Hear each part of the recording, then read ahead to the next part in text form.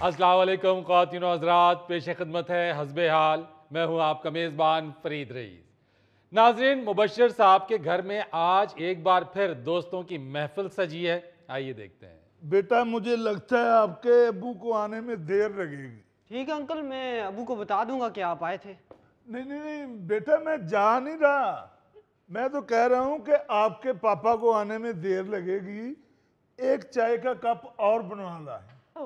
उतनी देर में मैं सबको फोन करता हूँ। ठीक है अंकल।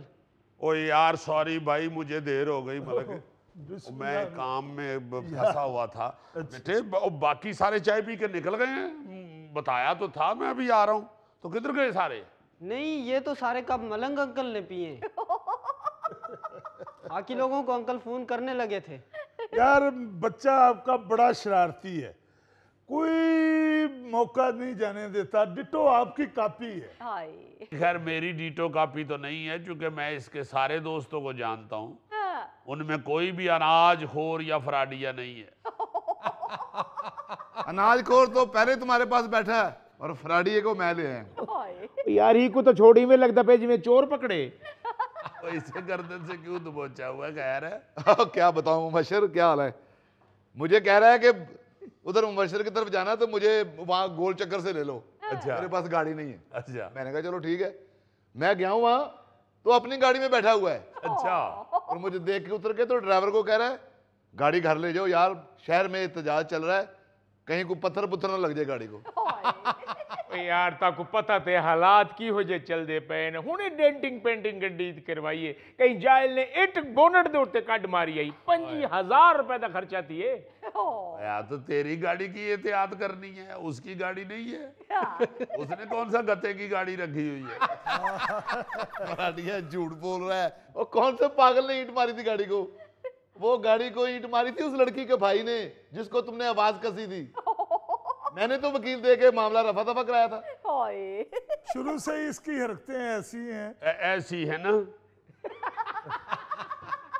मैं समझा कि शायद आप लोग भी आके चाय पी के निकल गए हैं। अच्छा। वो भतीजे तुम्हारे ने बताया माशाल्लाह 4 कप ये अकेले ही उड़ुम्ब गए हैं। जाओ बेटे फिल करवा के लाओ। ले जाओ, उठाओ उठाओ। आप लोगों के लेट होने से मैंने 4 कप चाय के पिए हैं। अगर आप जल्दी आ जाते तो 1 कप में ही मामला तय हो जाना था। वाह वाह वाह। नहीं मलक, खाने पीने का मसला नहीं तय होना तुम्हारा जिंदगी भर। और यार, बात हो रही थी हमायूं की। अच्छा। इसकी शुरू से ही हरकतें ऐसी हैं।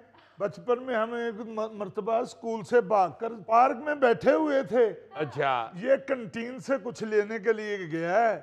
उधर इसका पता नहीं कैंटीन वालों के साथ झगड़ा हुआ है, और ये चुपके से आके मेरे पास बैठ गया। पीछे से कैंटीन वाले आए, ये उठ के भाग गया। उन्होंने मेरी वो पिटाई की, वो फेंटी लगाई मुझे, वो फेंटी लगाई, अभी तक मेरे निशान है। ना दिखाओ, बस यकीन है तुम पे हमें। अब भाई साहब झगड़े दी वजह ही तुसा हो, ਤੁਹਾਡੀ वजह तो झगड़ा थी आई। मैं कैंटीन ते वन को उनको आखे कि मलक साहब यार नान पकौड़े मंगदे पे ने। उन्हें आखे ओए मलक मंगदा पे, ओए ओदे कोले दस पहले 8 किलो पकौड़े ते 26 नाना दे पैसे गिनने। ओ मैं क्या लाला साकू केड़ा हले महीना ही ते थे पार्क दे विच आंदे ते 8 किलो पकौड़े ते 26 नान बन गए ने। ओए आदे 1 महीने दे पैसे नहीं बने, सिर्फ 2 दिहाड़ियां दे पैसे, 2 दिहाड़ियां दे। कहाँ तक सुनोगे, कहाँ तक सुनाऊं? मलक ने कोई पैंटी एक दफा खाई है। हाय हाय हाय, हमेशा हमेशा। वो याद है मुबश्शिर जब वो सर्कस देखने गए थे? हाँ। वो बाहर फटे पे ख्वाजा सरा नाच रहे थे। मलक ने वो रोड़े के ऊपर 10 का नोट लपेट के तो वो ख्वाजा सरा की तरफ फेंका है। वो उसकी लगा आंख पे, वहीं से छलांगे लगाई ख्वाजा सरा ने। वो मार पड़ी इसको, हम तो भागे थे सारे। मैं जी हंसी उस वक्त हमारी शुरू हुई है कि ख्वाजा सराय से फैंटी लगा रहे हैं और ढोलक वाला पीछे ढोलक बजा रहा है। वो थोड़ा सा मारते थे, थोड़ा सा नाच लेते थे, थोड़ी पैंटी लगाते, थोड़ा डांस कर लेते थे। एक ख्वाजा सरा ने तो मेरे सीने पे ऐसी फ्लैंक किक मारी, मेरी आंखों के आगे अंधेरा आ गया। वो ख्वाजा सरा भी तो मुबश्शिर से इतना ऊंचा था। ऐसी ऐसी जगह से पैंटी खाई हुई है ना मलक ने, तो हंसी आती है सोच के। याद है 2-3 साल पहले जब इकट्ठे कराची गए थे सारे, जी हाँ जी हाँ। वो बाथरूम में गया है, वो निकला है टॉयलेट से बाहर, तो वो बेचारा स्वीपर उसने ऐसी टिप लेने के लिए सलाम की है, तो उसे कहता है मैं लैटरिन में से बाहर आया हूँ, जहाज में से बाहर नहीं आया। उसके साथ तू मैं शुरू कर, ओए ओए वो पता नहीं कदों दा आके या खलोता सी, उन्हें वाइपर मारे है लक च। नहीं लगा नहीं, मैं नीचे हो गया था यार नीचे ते तेरे को होया ही नहीं जाता यार, उधर हो गया था मैं। ना मेरा वीर, गल वो सुनाया कर जेड़ी समझ आ जावे। तू किथों नीचे हो गया? यार ऐसे हो गया था मैं, इधर से बिल्कुल नहीं, बचपन दी ते तू विग ला लई है, तू ते नीचे डरदा हुंदा ही नहीं किधरे विग तिलक के थले ना डिग पवे। बल्कि तेरी ते जदों भी लड़ाई होई है तू एक हाथ सिर ते रख के लड़े हैं। है बहादुर मलक, है बहादुर। जब भी मार खाई है इसने यही बोला हो चाय पीने चले हैं। वैसे बहुत बुरी बात है, आप लोगों की दिलचस्प बातें मैं सुन रहा हूँ, आप लोग अपने दोस्त को अकेला छोड़ देते हैं हर जगह पर। नहीं, कभी भी नहीं अकेला छोड़ा, हम पास खड़े होके देखते हैं इसको फेंटी। बल्कि जब फेंटी खत्म होती है तो हम तो जो मार रहा होता है उसका थैंक यू भी कहते हैं। सलाम अलैकुम जनाब। ओए आओ जी। अब मलक के चेहरे तो लग रहे हैं कि स्टोरी मलक की सुनाई जा रही है। ओए दिलदारियां, सुना को काम शाम शुरू किया है या अभी तक फारग ही फिर रहे हो? और यार मुबशर भाई 18 साल बाद मैं वापस आया पाकिस्तान। जिस बंदे नूं कहना कारोबार कराओ, कहंदा साडे ते हालात ही मुके पे ने, इत्थे तो कारोबार कोई रहा ही नहीं, मैं असीं ते आप मरे पे हैं। ओए मैं ते आधा घराटो जलेबी ला, बड़ा प्रॉफिट है। बहुत अच्छे। और पौने पाकिस्तान में तो शुगर हुई, जलेबी खाएगा कौन? नहीं वैसे भी बंदा वो कारोबार क्यों करे जो खुद चाख ही ना सके, क्योंकि इन भी शुगर हुई। मुबशर मुझे जलेबी का कारोबार बिल्कुल अच्छा नहीं लगता। अच्छा जी। तो जिस कारोबार के साथ मक्खी मुंसलिक हो ना, आई डोंट लाइक। वाह वाह वाह। यार मक्खी तो बिलियर्ड पे भी आ जाती है। जिस इलाके में आप बिलियर्ड खेलने जाते हो ना, उधर बिलियर्ड ना भी हो तो मक्खी आ जाती है। अच्छा यार ये तो बताओ कौन सी मीटिंग करनी, किस लिए बुलाया? और यार मैंने मुबशर को रिक्वेस्ट की थी कि सब दोस्तों को बुलवाओ, कोई मशवरा करे, मेरे तो कारोबार का पट्टा ही बैठ गया है और मेरे हलक से तो नवाला भी नीचे नहीं जा रहा। अस्सलाम वालेकुम अंकल। वालेकुम अस्सलाम। अच्छा पापा, मामा पूछ रही हैं आप लोगों ने खाना खाना है कि नहीं? बेटा खाने का तो टाइम ही नहीं रहा, वैसे बहुत टाइम हो गया। वैसे भी 11 बज गए हैं। इतनी रात को कौन खाना खाता है? बेटा मैं तो खाता ही इस वक्त हूँ, भाभी को कहो कि सिर्फ 2 फुलके बना दे। जी अंकल। मलक रात को लेट ही खाता है और सुबह सबसे पहले खाता है। एक मिनट जरा, एक मिनट ठहरो। ये अभी तो तुम कह रहे थे कि मेरे हलक से नवाला नहीं उतर रहा। यार वो तो मैं मुहावरतन कह रहा था। कभी मुहावरे पे अमल भी करके दिखाओ हमें। क्या बेटा, माँ से को मलक अंकल के लिए अकेले के लिए दे। ठीक है पापा, ठीक है। और बल्कि उनसे कहना कि इधर भी दे दो और कुछ शॉपर में भी डाल दो। हाँ जी चलो बताओ जी मलक साहब, किस लिए सबको इकट्ठा किया है, क्यों मीटिंग बुला ली है? यार आप लोग तो मजाक कर रहे हैं, मेरी परेशानी का तो एहसास ही नहीं है आप लोगों को। नहीं बताओ क्या हुआ है, क्या मसला आओ तो थे यार, आखिर यार हैं तुम्हारे। जी हाँ, को दूध में केमिकल मिलाते हुए पकड़े गए हो या पानी वाला दूध चेक हो गया तुम्हारा? बताओ क्या मसला है। या मज्झा चोरी दिया नु के पकड़िया गए। शाबाश यार, सीरियस होके सुनना या मैं रहने दूं? नहीं सुनाओ सीरियस यार, सीरियस हो जाओ भाई, सीरियस है। और यार कल का नाल रोइए भी। और यार आराम से सुनो बात। जी सुनाए। बात ये है कि डेयरी वाले ने मेरी पेमेंट मार ली। डेयरी वाले ने या डेयरी वालों ने? डेयरी वाले, वही जो। नहीं मैंने कहा शायद तुमने डेयरी डाली हुई है। नहीं वो डेयरी जो है ना, समझ गया हूँ। वो उसने मेरी पेमेंट मारी है। अच्छा। और मैं बड़ा ही परेशान हूँ और मुझे 10 लाख की अशद जरूरत है। ओहो 10 लाख रुपए? हाँ जी। कारोबार छिपाने नहीं या नान मंगाने नहीं? लो 10 लाख। हाँ। वो मुझे सरकारी मुलाजम को क्यों मीटिंग में शामिल कर लिया फिर? वो मेरी तो 20 तारीख को ही तनख्वाह खत्म हो जाती है। नहीं, दानियाल तो ठीक कह रहा है। हुमायूं, तुम्हारा क्या इरादा है भाई? तो यार असल में बात ये है कि मेरे पास जितने पैसे थे ना वो सारे मैं इन्वेस्ट कर चुका हूँ, और जो बचे थे वो मकान पर खर्च कर दिए। चलो, हाँ जी दिलदार साहब, आप? भाई मेरा तो बीवी के साथ ज्वाइंट अकाउंट है, मैं पूछ के बता सकता हूँ। ऐसे उसने इतने पैसे देने नहीं, हाँ कोई 1-2 लाख हो सकता है। यार मेरी बात सुनो, लाख रुपया मैं और दानियाल डाल देते हैं, सीधी बात है। ठीक है। और देखो हुमायूं, हाँ। तुम्हें को 3 लाख रुपया डालना पड़ेगा। हैं? हाँ, और अपना दिलदार 5 लाख रुपया तुम डालोगे भाई। ओ यार बात सुनो, अगर मैंने 3 लाख दे दिया तो इससे वसूल कौन करेगा? यार दे दूंगा पैसे, मैंने कोई खा नहीं जाने। नहीं खाते तो जानना है, ये बस कहो कि दे दूंगा वापस। हाँ।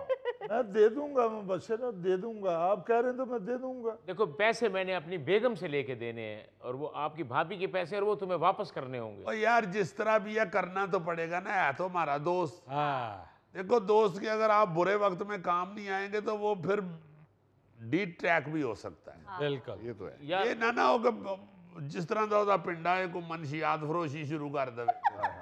यार वाकई मलिक से पूछ लो, ये जो पैसे मांग रहा है ये मनशियात फरोशी के लिए तो नहीं मांग रहा। और यार तौबा करो, मैं अब कारोबार के लिए मांग रहा हूँ। नहीं, वैसे जो तुम्हारा व्यवहार है ना, उस हिसाब से जरा सारे दोस्त जो हैं वो खबरदार हुए हैं, ऐसी और कोई बात नहीं। मुझे बड़ी अच्छी तरह याद है जब छोटे छोटे थे, बचपन ही कह लो या जवानी चलो कह लो, जब मरी के टूर पे गए थे तो इसका 3000 भी मैंने डाला था। ये आपके मुंह पे बैठा हुआ है, इससे पूछो 3000 इसने वापस किया। इस तरह तो हड़प्पे वाला 800 तुमने मेरा भी देना है। लो, तेरे दे तो तू पैसे देने ने, अब कौन तुझ पे एतबार करे ये बताओ। चलो यार रहने दें आप, अल्लाह वारिस है, अल्लाह मदद करेगा मेरी। अरे मेरे भाई, एक मिनट, आप लोग क्यों अपने दोस्त को तंग कर रहे हैं? वो आगे ही परेशान है और आप लोग और उसे तंग कर रहे हैं। जरा ये जो मनशियात वाली बात आपने की है, इसको जरा संजीदगी से सोचिए। यानी उस परेशानी के आलम में वो अगर डी ट्रैक हो जाए, कोई गलत काम शुरू कर दे, तो फिर क्या होगा? आप सब लोग उसके दोस्त हैं, थोड़ा थोड़ा कंट्रीब्यूट करें, उसके मुश्किल वक्त में उसके काम आए, वो अपने पाँव पे खड़ा हो जाएगा, आप सब लोगों को वापस कर देगा रकम। सर डी ट्रैक होने लगा था मैं। वो डी ट्रैक नहीं था मलक, वो हनी ट्रैप था। जो फोन पे लड़की की आवाज पे तुम सूट लेके घूमते रहे हो। तेरा बेड़ा तर जाए। नहीं वैसे है भोला आदमी, वो सही कह रहे हैं फरीद साहब, इससे पहले कि कहीं और फंस जाए हम सब मिलके इसके कारोबार को धक्का लगाएं। अच्छा जी, ये मसला तो खैर हल हो ही जाएगा। मलिक साहब ये बताइए कि आप क्या डी ट्रैक होने लगे थे? बाबूजी मैं खुदकुशी करने लगा था। बस अल्लाह ने जिंदगी देनी थी, पंखे समेत मैं नीचे गिर गया था। फिर भाभी ने बहुत मारा। उसने कहा तेरा बेड़ा तर जाए, पंखा तोड़ दिया है। इसकी नहीं भाभी ने फिक्र की। पंखे की वजह से 2 महीने उसने इससे कलाम नहीं की। फरीद साहब ये मलक सारा फिल्मी सीन सुना रहा है। अच्छा। नो डाउट लोग खुदकुशी करते हैं पंखे से या जहर खा के मरते हैं।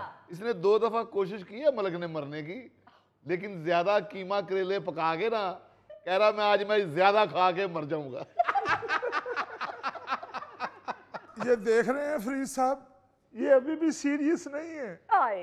मलिक साहब क्यों परेशान हो रहे हैं भाई? आपके बचपन के दोस्त हैं, मत परेशान हो, मदद करेंगे आपकी और आप इस परेशानी से निकल जाएंगे। इंशाल्लाह इंशाल्लाह। मलिक अंकल खाना ले आऊं? हाँ बेटा ले आओ, मगर भाभी जान को कहना टेंशन खत्म हो गई है, फुलके 6 कर दें।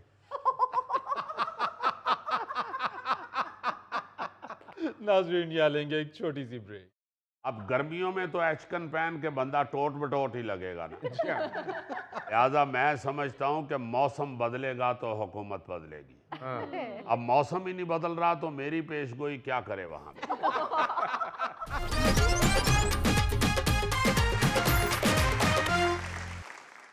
नाज़रीन, आज हमारे दरमियान मौजूद हैं साबिक वफाकी वज़ीर और अवामी मुस्लिम लीग के सरबराह जनाब शेख रशीद अहमद साहब। शेख साहब, क्या हाल हैं आपके, कैसे हैं? जी बहुत शुक्रिया फरीद साहब। मैं ये सोच रहा हूँ कि देखें, मौसम बदल ही नहीं रहा, पसीना सूखने का नाम ही नहीं ले रहा। शेख साहब, सियासी मौसम की बात करें, आपने तो कहा था 30 सितंबर को मंजरनामा बदल जाएगा, हुकूमत घर चली जाएगी, टेक्नोक्रेट हुकूमत आ जाएगी। कहाँ गई आपकी ये पेशगोई? देखें, बात ये है कि ये जो पेशगोई होती है ना जी, ये मौसम के हिसाब से होती है। वाह, अच्छा। मैं ये समझता था कि सितंबर चूंकि ऐसा महीना होता है जहां मौसम बदल गया होता है जी। मगर इस साल तो सितंबर सितमगर बन गया है। अक्टूबर शुरू हो रहा है और सूरज का गुस्सा ही ठंडा नहीं हो रहा।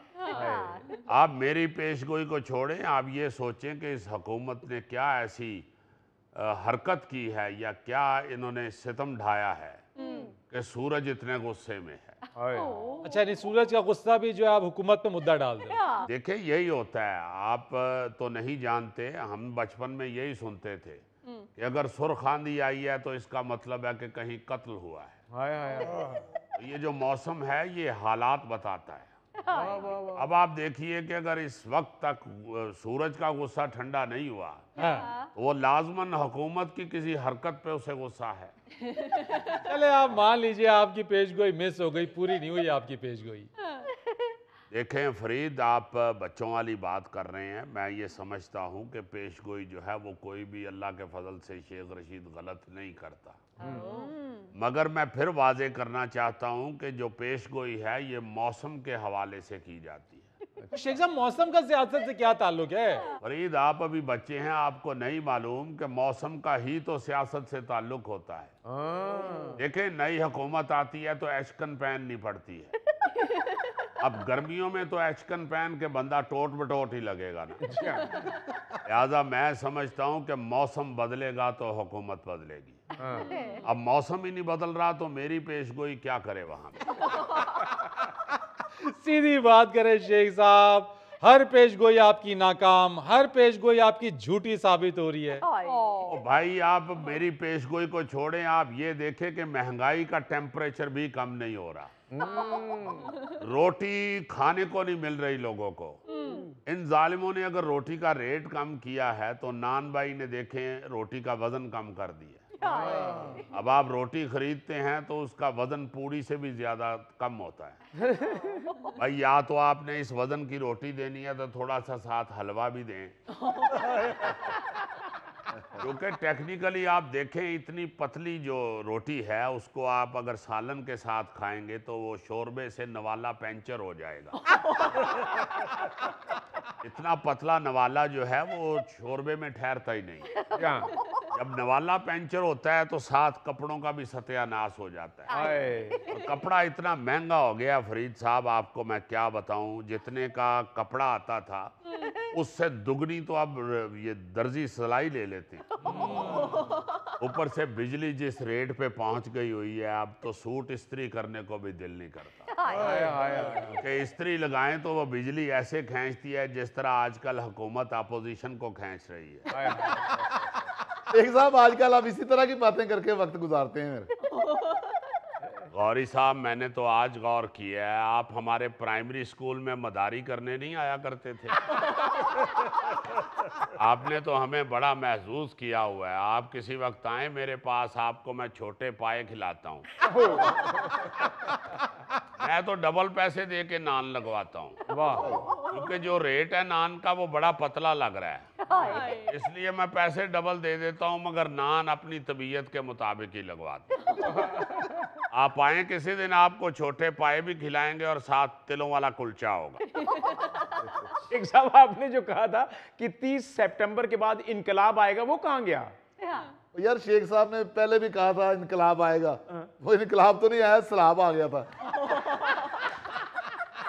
नहीं, आप क्यों उनका दिल तोड़ रहे हैं? आप भी इनके साथ आइएगा। हमारे सिरी पाए वाले ने मीठे पूड़े भी रखे होते हैं। और माशाल्लाह आपकी शक्ल से लगता है कि आप मीठा पूड़ा खा के बड़े खुश होंगे। एक साहब, ये सिरी पाए और मीठा पूड़ा ये मेरे लिए ऑफर नहीं है?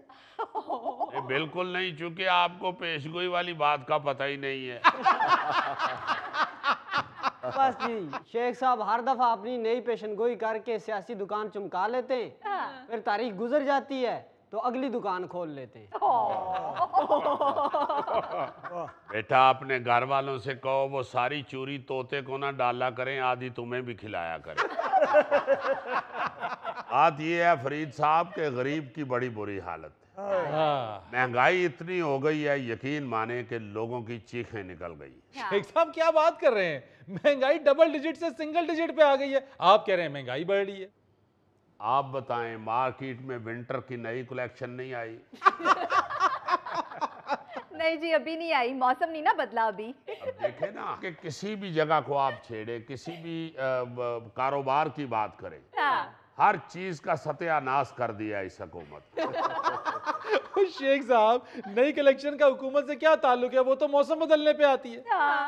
यही मैं आपको कहना चाहता हूं कि पेशन गोई का हुकूमत से ताल्लुक नहीं होता, मौसम से ताल्लुक होता। जाने दे शेख साहब इन बातों को। ये बताइए, आपकी ये आए रोज परिंदे आजाद कराने वाली नई वीडियो सामने आ जाती है, किसने कहा है आपको परिंदे आजाद कराने को? बात यह है फरीद साहब के इंसान अपने तजुर्बे से बहुत कुछ सीखता है। मैं जब से ये चिल्ला काट के आया हूँ, मुझे इस बात का एहसास है। मैं समझता हूँ कि ये जो परिंदे हैं, ये चिड़ियाँ, कबूतर, तोते, ये बेचारे तो ना किसी को फोन कर सकते हैं, ना किसी से माफी मांग सकते हैं। सबसे बड़ी बात ये कि ना ये प्रेस कॉन्फ्रेंस कर सकते हैं। हाय हाय हाय, वाह वाह शेख साहब वाह। तो किसी को आगे बढ़ना चाहिए, इनको आज़ाद करवाना चाहिए। वाह वाह वाह। मैं तो अब चिल्ला काटने के बाद हर परिंदे को पिंजरे में देख के तो कांप जाता हूँ, क्योंकि ये चिल्ला काटने से बेहतर है मैं 4 साल कैद काट लेता। इसलिए आजकल मैं धड़ाधड़ परिंदे आज़ाद कर रहा हूँ। वैसे आप देखें कि क्या हो रहा है इस मुल्क के अंदर, ये जो मैं परिंदे आज़ाद कर रहा हूँ, इसमें भी मेरे साथ धोखा हुआ है। अच्छा। जी हाँ, एक लड़का रोजाना आ जाता था कबूतर लेके के लें शेख साहब पैसे दें और इसे आज़ाद कर दें। अच्छा। मैं उस लड़के को पैसे दे के कबूतर आज़ाद कर देता था। उस लड़के का कोई 19वां 20वां चक्कर था कि वो कबूतर उस लड़के को कहने लगा मेरे सामने कबूतर ने उस लड़के को कहा है कि जे शेख साहब ਨੂੰ समझ नहीं आ रही तो तू ही कुछ हया कर। मैं थोड़ा मशकूक हो गया। महल्लेदारों ने मुझे बताया कि शेख साहब ये लड़का रोजाना आपसे पैसे लेके कबूतर आज़ाद करवाता है, कबूतर वापस उड़ के इसकी छतरी पे बैठ जाता है, ये दूसरे दिन फिर उसे पकड़ के आपके पास ले आता है। ये पैसे आप कबूतर आज़ाद कराने के नहीं दे रहे, कबूतर के चक्कर लगाने के दे रहे हैं। लेकिन शेख साहब जो मियां नवाज शरीफ साहब के हाथ पे कबूतर बैठा था ना, वो बेलौस था, बगैर पैसों के था। आप जरा खामोश हैं, कबूतर की बात हो रही है, कब्बों की बात नहीं हो रही। ऑब्जेक्शन मिलॉर्ड, कौआ क्या परिंदा नहीं होता? कौए में जान नहीं होती? क्या कौए को आजादी का कोई हक नहीं? मेरे 20 कौए लौटा दो जज साहब, वरना मैं यहाँ काएं करूंगा। शेख साहब आपने उस बेचारे को गुस्सा चढ़ा दिया। कौआ भी उड़ के सफर करता है, कोई पैदल नहीं जाता। कौआ भी चोंच से खारिज करता है, कोई उसने चाइना का हाथ नहीं रखा हुआ। ऑब्जेक्शन मिलॉर्ड, मेरे फादर दोस्त वकील को बताइए, कौवा सारे काम कर सकता है मगर कौवा आलूओं में नहीं डाला जा सकता। नाज़रीन यहाँ लेंगे एक छोटी सी ब्रेक। कहाँ गया वो सारा कुछ बुढ़ी घोड़ी लाल लगाम? कहाँ गया वो के ये अपनी उम्र वेखते अपने डांस दे। वाह वाह वाह वाह वाह वाह।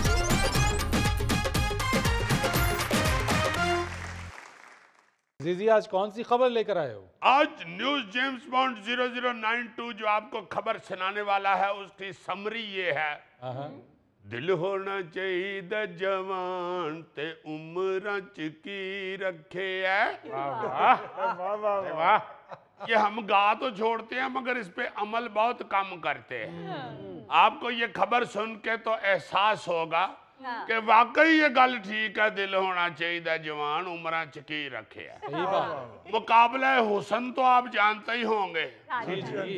जो ऐश्वर्या राय, प्रियंका चोपड़ा, फिर सुष्मिता सेन। सुष्मिता सेन, वाह, इन लड़कियों ने जीते हुए हैं। इनके चेहरे भी आपके जहन में होंगे ही। बिल्कुल सर। जरा उनके चेहरे जहन में रख के खबर सुन लें। अच्छा।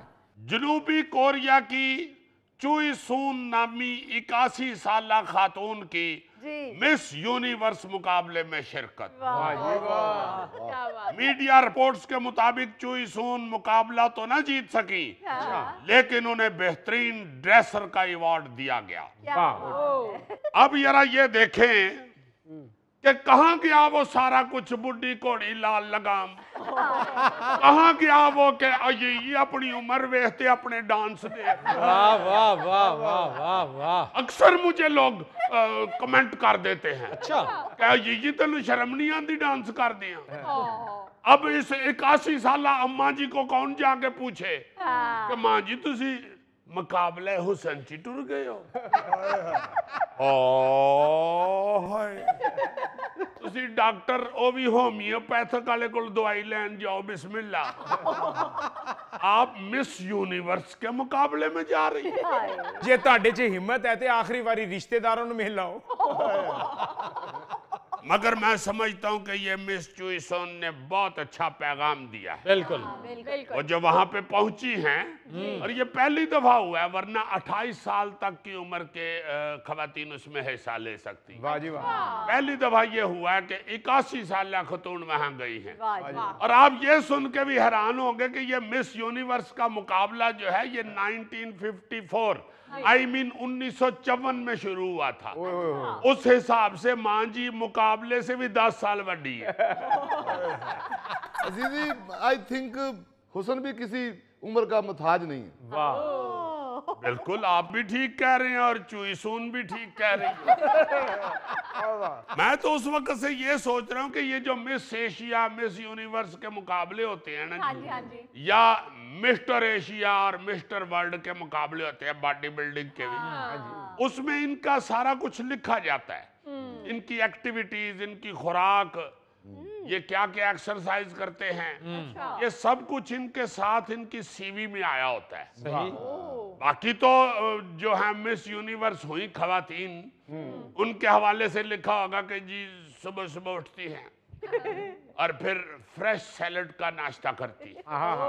उसके बाद ऑलिव ऑयल में तले हुए छोटे छोटे 2 स्लाइस खाती है।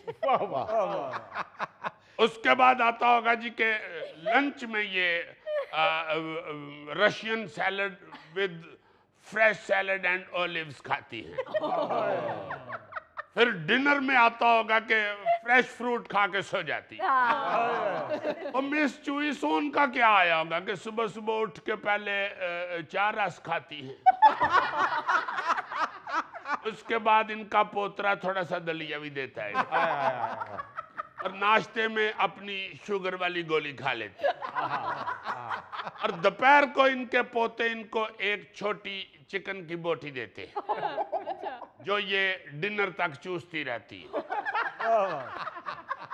बीच में वो बोटी इनके मुंह से निकाल के इनको ब्लड प्रेशर की दवाई भी खिलाई जाती है।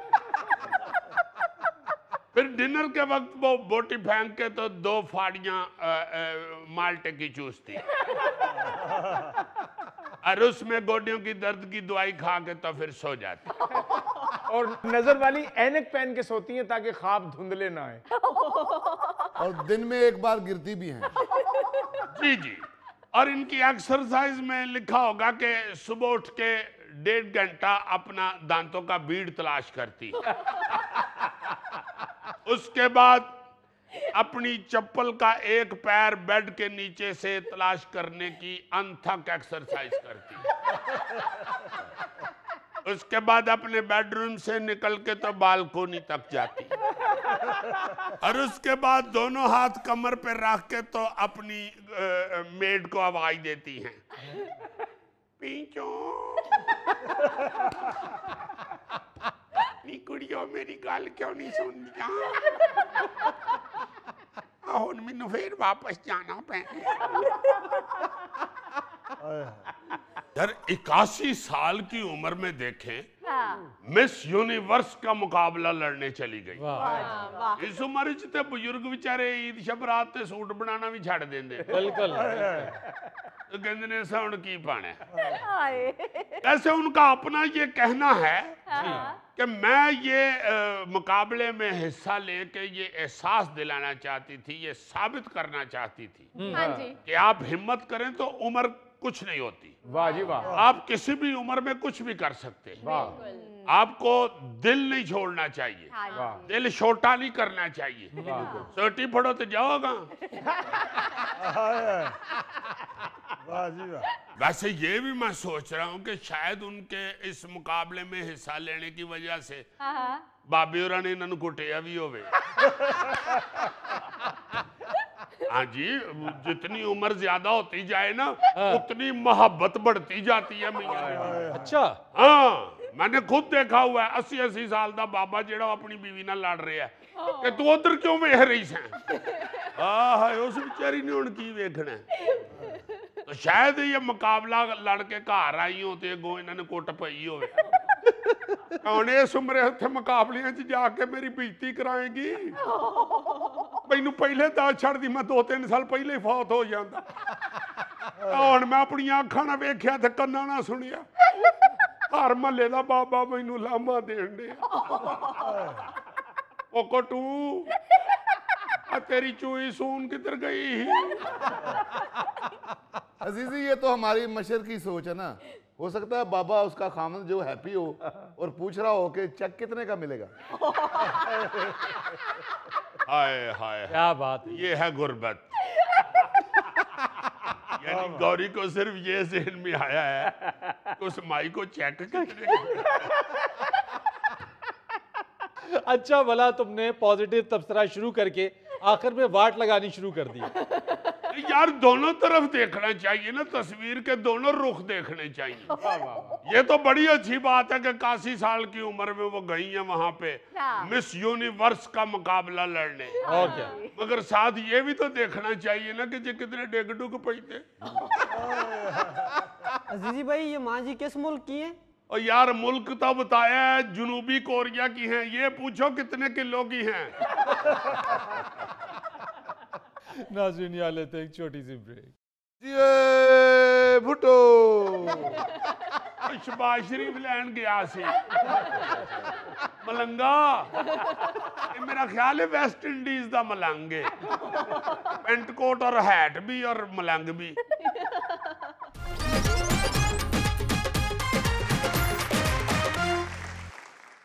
अच्छा जी, आज मैं भी आपको एक खबर बल्कि खुशखबरी सुनाने लगा हूँ। वाह। अच्छा, बात और खुशखबरी ये है कि आप सब लोगों को मालूम है कि IMF ने पाकिस्तान को $7 अरब कर्जे की मंजूरी दी। और उससे भी अच्छी बात यह कि उसमें से जो पहली किस्त है 1.2 अरब डॉलर की वो पाकिस्तान को मौसूल भी हो गई है। वाह। ये भुट्टो शबाज शरीफ लैन गया सी मलंगा। ये मेरा ख्याल है वेस्ट इंडीज का मलंग है। पेंट कोट और हैट भी और मलंग भी। अच्छा यार, वैसे ये जो कर्ज मिला है ना, ये कोई आसानी के साथ नहीं मिला। हमारी जो मौजूदा हुकूमत है उसकी जो माशी टीम है उसने बहुत सख्त मेहनत की है जी। और कुछ शराइत थी IMF की, बल्कि बहुत सारी शराइत थी जो कि पाकिस्तान ने पूरी की है। और इसी वजह से IMF ने अब ये कह दिया है पाकिस्तान के लिए कि अगर पाकिस्तान ने मुस्तकबिल में ये शराइत पूरी की तो ये जो IMF प्रोग्राम है हो सकता है कि ये आखिरी प्रोग्राम हो पाकिस्तान के लिए। वाह वाह वाह वाह वाह। ये तो शबाज शरीफ साहब जो हैं वजीर आज़म साहब वो भी कह चुके हैं कि अगर ऐसी हिम्मत करिए तो इस दफा आखिरी चक्कर होगा IMF की तरफ हमारा। बिल्कुल ऐसी है। अब विचली गल है ना, विचली जी। वो ये है कि वो जो शराइत हैं उन पे अमल करवाना है पाकिस्तान की हुकूमत ने। बिल्कुल ठीक है ना जी। हमारे मुल्क के अंदर की वो शराइत होंगी ना, बिल्कुल। इथों इतना टैक्स लवो, इथों इंज करो, उथों है बचत करो, उथों पैसे वटो, उथों ना वटो, यही होगा ना सारा। उसमें मेरी गयारश ये है अपना फरीद प्राचा साहब, सॉरी फरीद सियाना साहब। यार फरीद रईस, तुम्हें मेरा नाम अभी तक याद नहीं हुआ। यार मैनू तो शक्लों गरीब लगने, मैं रईस के में कमा। बंद करो फिर प्रोग्राम यार। अच्छा जी, फरीद रईस सियाना साहब। हाँ, अच्छा चलो बात करो। पिछली बात जो मेरे येन में आती है ना, वो ये है कि मैं इसको यूं सोचता हूँ जी कि जो शराइत आपको दी जाती हैं या जो आपके जहन में आता है कि ऐसा किया जाए तो हम पैसा इकट्ठा कर सकते हैं, बिल्कुल। हाँ जी ऐसा किया जाए तो हम पैसा बचा सकते हैं, बिल्कुल। हर डिश जो होती है वो घर के हर फर्द के लिए ठीक नहीं होती। हाँ, बिल्कुल। भाई किसी को नमक सूट नहीं करता, किसी को चीनी सूट नहीं करती, किसी हाँ। को मैदा सूट नहीं करता, किसी को आटा सूट नहीं करता, बिल्कुल किसी को चावल सूट नहीं करते। जी आप एक ही डिश बना के और सबको कह रहे हैं कि सारे खाओ। हाय इसी तरह जब आप ये देखते हैं ना जी कि टैक्स इतना लगाया जाए, जी तो खुदा के लिए वो फिर सबके लिए ना अनाउंस किया करे।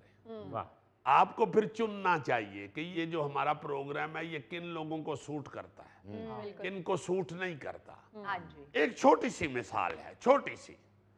आप लोग आज तक इस बात पे कान ही नहीं धर रहे और कोई देख ही नहीं रहा, जबकि ये बाकायदा लिस्टें छप के लिख के सोशल मीडिया पे दे चुके हैं लोग।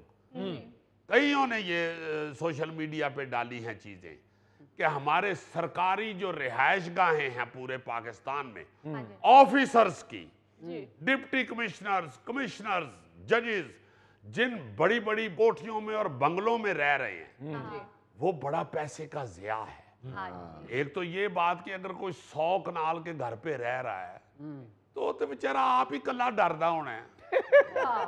भाई वो 100 कनाल जो है वो पूरे का पूरा नहीं छता हुआ, जी बिल्कुल। या पूरी बिल्डिंग 100 कनाल की नहीं बनी हुई तो उसमें ज्यादा से ज्यादा 3-4 कनाल ही होगी, बिल्कुल ऐसे ही। ज्यादा से ज्यादा। सही। बाकी सारी जमीन खाली पड़ी हुई है। उस सारी खाली जमीन पे आप अक्सर देखें खुद भी किसी कमिश्नर हाउस के अंदर या डिप्टी कमिश्नर हाउस के अंदर जी जी या डीआईजी या सीसीपीओ या आरपीओ के घरों के अंदर आप झांकें तो वो बड़ा बड़ा घाह उगे या थोड़ी बहुत कोई किसी ने कोई सब्जी बीजी हुई है, बाकी जमीन जाया है। हाँ जी और अगर वो किसी इस्तेमाल में है या उधर सफाई सुथराई है तो इट्स मीन के वहां पे मुलाजम रखे गए हैं, उनकी तनख्वाह जाया हो रही है। हाँ जी भाई इतनी ज्यादा जमीन है सरकारी रिहाइश गाहों के लिए जाया हो रही कि आप सोच नहीं सकते। वो कभी शहर के बाहर बनी थी ये रिहाइश गाहें, अब तो शहर के अंदर है और बड़ी महंगी जगहें हैं जी, कमर्शियल जगहें हैं कई। आप उनको बेच के पैसे इकट्ठे करें और दूसरी बचत करें, वहां पे जो एक्सपेंडिचर्स हैं उनकी देखभाल के लिए वो बचाएं। बिल्कुल सही। यार आप ये सिर्फ लाहौर का ही देख लेना, GOR 1 2 3 4 5 6 कितने सारे हैं जी जो जी ठीक है यार, जो 4 जमातें पढ़ लेता है या जो मुआशरे में इंटेलिजेंट बच्चा है हम भाई मान लेते हैं कि वही CSS करता है, वही ACDC SP लगता है। ठीक है। तुसी बहुत लैक हो जी, बड़े लैक हो, बहुत लैक हो, डॉक्टराना ना भी तुसी तगड़े हो। यार खुदा के वास्ते इस आपकी जहानत या काबिलियत का इनाम 100 कनाल जमीन नहीं होना चाहिए, बहुत अच्छा। 20 कनाल जमीन नहीं होना चाहिए, बिल्कुल 10 कनाल जमीन नहीं होना चाहिए। बिल्कुल आपको बिल्कुल रिहाइश गाहें मिलनी चाहिए, दें, चूंकि आपने कभी कहीं जाना है।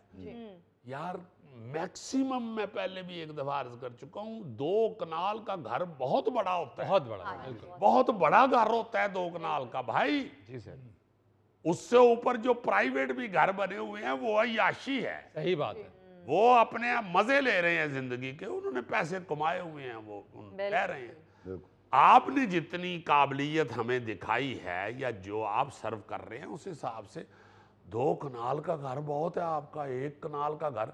जबकि आप मीडिया पे आप देखते हैं वजीर आजम UK, वजीर आजम हॉलैंड, वजीर आजम बेल्जियम, हाँ जी कितने कितने बड़े घरों में रह रहे हैं, छोटे छोटे छोटे घर हैं, उनके फ्लैट्स में वो रह रहे हैं, ट्रेनों पे वो सफर कर रहे हैं। हाँ अभी जो असम्बलियां ये पार्लियामेंट वगैरह हैं UK के, मैंने खुद देखा है कि वो ट्रेन उसके अंदर तक जाती है, एक स्टेशन उसके अंदर है। ये क्यों है जी? ये पार्लियामेंट के मेंबर सारे ट्रेन में आते हैं, वो इधर ही उतर के अंदर बढ़ जाते हैं। वाह हमारे यहाँ तो पार्लियामेंट का एक मेंबर घर से निकलता है तो उसके साथ दस्ते, उसके साथ सरकारी गाड़ियां, उसके साथ पुलिस। अब तो हालत ये हो गई हुई है, एक डीआईजी, एक एसएसपी या एक एडिशनल आईजी, आरपीओ, सीपीओ, इनके साथ बाकायदा तगड़ी फोर्स होती है। बिल्कुल हाँ ऐसे। जी। यार ये 100 कनाल, 50 कनाल के घरों में और 2 3 करोड़ की गाड़ियों में फिरने वाले ये सोचते ही नहीं है कि यही तो किसी पैसे देने ने असी केड़ी एडी बड़ी गड्डी च फिरन डे। हाय। भाई खुदा के वास्ते इस तरफ ध्यान दें, अपने खर्चे कम करें, अपनी अय्याशियां कम करें। हाँ जी। सिर्फ आप अवाम पे ही ना जोर देते जाए, सही बात है। अवाम को ही ना कूटते जाए। आप खुदा के वास्ते इस तरफ भी तवज्जो दें। इनकी सरकारी गाड़ियां हैं, गाड़ी 4 गाड़ियों का मतलब ये नहीं है कि पेट्रोल 4 गाड़ियों का सड़ रहा है। भाई उनकी मेंटेनेंस, उनको चलाने वाले, उनको संभालने वाला अमला, सारे लोग वो भी तो बीच में डालें। बिल्कुल ऐसे ही। वो भी तो देखें। छोटी छोटी चीजों की तरफ आप देखेंगे, आप हैरान हो जाएंगे सुन के कि ये लाहौर में एक वक्त था, वो हमारे देखते हुए है। ओ एक वक्त ये नहीं कि कुछ चुगतियों के दौर की बात मैं कर रहा हूँ, ये चंद साल पहले की बात है। जी जी। एसएसपी जो है वो पूरे, ये मुशर्रफ दौर तक हुआ है। एसएसपी पूरे लाहौर का हेड होता था। हाँ लाहौर जिले का हेड एसएसपी होता था जी। उसके नीचे चंद एसपी होते थे, 6-8 इतने एसपी होंगे। अब तो एक एक शहर भरा हुआ है, 30-30, 35-35 एसपी है एक एक शहर में। बिल्कुल। सिपाहियों की तादाद नहीं बढ़ाई। यानी आप हाथी पाल रहे हैं जो नुमाइशी होते हैं। सही बात। बिल्कुल। नुमाइशी आपने एनिमल पाला हुआ है जो सिर्फ खा रहा है धड़ाधड़, फायदा उसका कुछ नहीं है। फायदा कोई नहीं। भाई आपने ये नुमाइश लगाई हुई है। हाँ। खुदा के वास्ते मज्जा पालो, घोड़े पालो जो आपको फायदा दें, आपकी जिंदगी में सहूलत मुयसर करें। हाँ जी। इन्होंने काम करना है। इंस्पेक्टर तक का जो अमला है ये आप बढ़ाएं जितना मर्जी। बिल्कुल। कानून पे आपने अगर अमल दरामद कराना है तो इन लोगों को बढ़ाएं। अगर आपने एडमिनिस्ट्रेशन अपनी, आपने अपनी गवर्नेंस अच्छी करनी है तो ये लोग चाहिए। बिल्कुल सही। आपने ऊपर का हाला करके तो काम खराब कर ली। बजट इतना बढ़ गया है, इतना बजट बढ़ गया कि आप हैरान हो जाएंगे। एक डीआईजी जब चलता है या एक आरपीओ, सीसीपीओ ये चलता है, जी जी। तो आप देखें कि उसके साथ अमला जो है वो भी दौड़ रहा है जी। ते सिपाही बेचारा अज भी सड़क के उत्ते खलो के स्कूटर वाले हाथ दे रहे हैं कि मैनू अगले चौंक चला देना। हाँ। उसके लिए तो कुछ नहीं है, कुछ नहीं। सहूलत नहीं। ਉਹਦੇ ਤੇ ना पेट्रोल ਤੁਹਾਡਾ लग रहा है, ना ਉਹਨੂੰ तुहां रिहाइश दी है, कुछ भी नहीं उस बेचारे को। सो आप अगर वाकई ही ये चाहते हैं कि हम इसे आखिरी प्रोग्राम बनाएं, आईएमएफ का आखिरी प्रोग्राम बनाएं, ये वाला प्रोग्राम, तो खुदा के वास्ते इन चीजों की तरफ भी तवज्जो दें। बिल्कुल सही बात। नहीं तो फिर गौरी ते कह ही देगा जी भुट्टो। देखो ना, यानी जरूरत किसी और की और मौजें किसी और की हैं। नाजरीन, ये था आज का हस्बे हाल। अपने मेज़बान फरीद रईस को इजाज़त दीजिए। कल आपसे फिर मुलाकात करेंगे इंशाअल्लाह। तब तक के लिए अल्लाह हाफिज़।